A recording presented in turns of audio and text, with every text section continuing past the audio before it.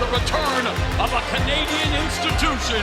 Maple Leaf Pro Wrestling is back. Tell a friend. Sold out crowd shaking. Oh, Canada! My home and native land took down the U.S. in an overtime thriller to clinch the Four Nations Face-Off title in Boston on Thursday night, and Connor McDavid just had his Sidney Crosby moment. Overtime. Game on the line, and just like Crosby's golden goal in the 2010 Winter Olympics in Vancouver, McDavid delivered. Final score, Canada 3, USA 2. But let's not forget the other Canadian star of the tournament, Nathan MacKinnon, who grew up with Sidney Crosby a few years before him, but same hometown, Cole Harbour, Nova Scotia. And MacKinnon, well, he was an absolute force in this tournament, leading all players with 4 goals in 4 games and earning MVP honors. He's only the 3rd Canadian ever to average at least 1 goal per game in an NHL international tournament, joining legends Mario Lemieux and Mike Bossy. That's elite company for sure. But if you think Canada's celebrating too hard, well, you better think again. The real showdown is coming next year at the Winter Olympics in my parents' home and native land of Italia. It'll go down in Milano, and MacKinnon says that this tournament was the perfect warm-up, and now Team Canada knows exactly what it takes. 1 golden moment down, 1 more to go. Well, one of Canada's biggest hockey fans is pop powerhouse Tate McRae. Growing up in Calgary, Alberta, Canada, that was for you, Lance Storm, she has been a steadfast supporter of the NHL's Flames, frequently attending their games. Her connection to the sport is also personal. Her brother, Tucker McRae, plays collegiate hockey for Dartmouth University. Her love for the game was further highlighted when she performed at the 2024 NHL All-Star Game, serving as a celebrity co-captain as well, alongside the Four Nations Face-Off MVP, MacKinnon. Now, one of my fair ladies' favorite artists, that being Ms. McRae, she is back with her latest album, So Close to What? And she's proving she's not just close to something big, she's already there. This 3rd studio release is packed with infectious hooks, raw lyrics, and emotional gut punches. Because McRae doesn't just write songs, she feels them. Fans first met her as a finalist on So You Think You Can Dance, but she danced her way into our ears and our hearts by becoming a global chart topper with You Broke Me First. Now, with tracks like Purple Lace Bra and Signs climbing the charts, it is clear Tate McRae isn't just Canada's next big thing, she is the moment. Meanwhile, Mackenzie Scott, she continues to meet the moment and raise the bar. She isn't just making an impact, she is setting a new standard. Since her divorce from Jeff Bezos, she has handed out a jaw-dropping $19 billion to over 2,000 nonprofits, no strings attached. And here's the kicker. A new study found that Scott's approach has doubled financial reserves for many of these organizations, allowing them to expand services, pay staff fairly, and keep making a difference without bureaucratic red tape. Unlike traditional philanthropy, where donations come with a laundry list of conditions, Scott's funding lets groups decide what they actually need. And as 86% of nonprofit leaders agree, it's working. Take notes, billionaires.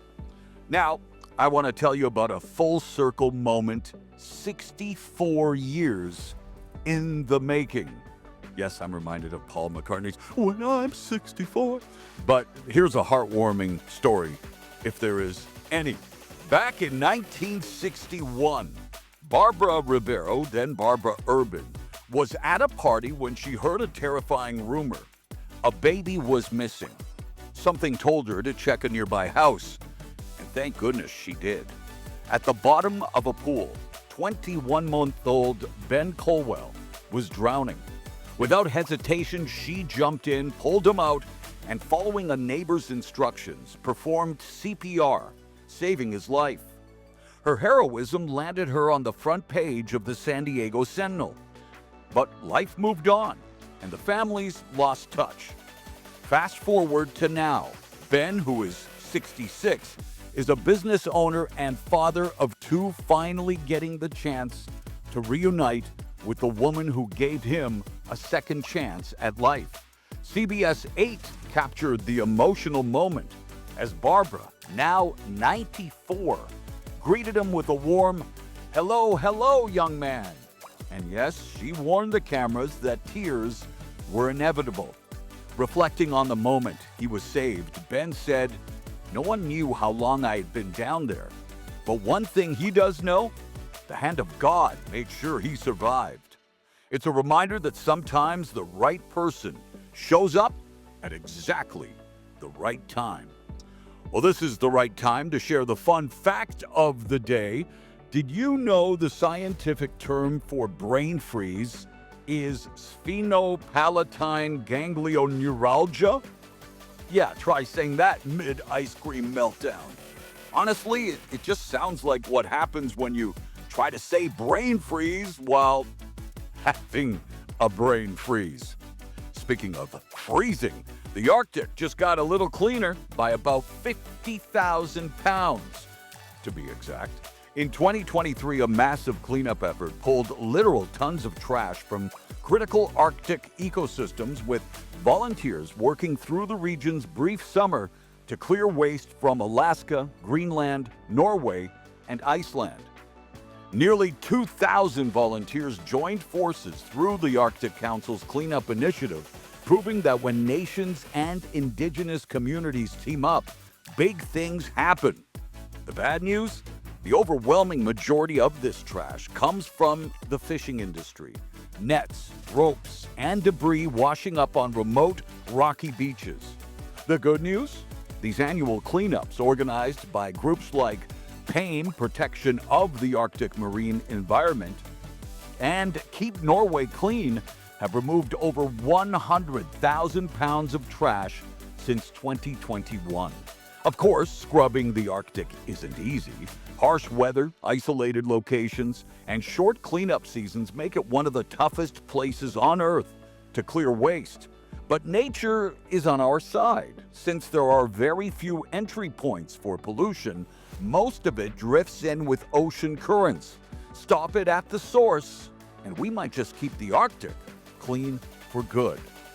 Today's motivation comes from a guy who knows a thing or two about handling waves. Laird Hamilton. He once said, "Make sure your worst enemy doesn't live between your own two ears."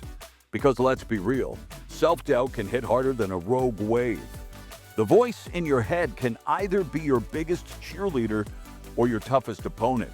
So today, quiet the critic, turn up the confidence, and ride the wave of possibility.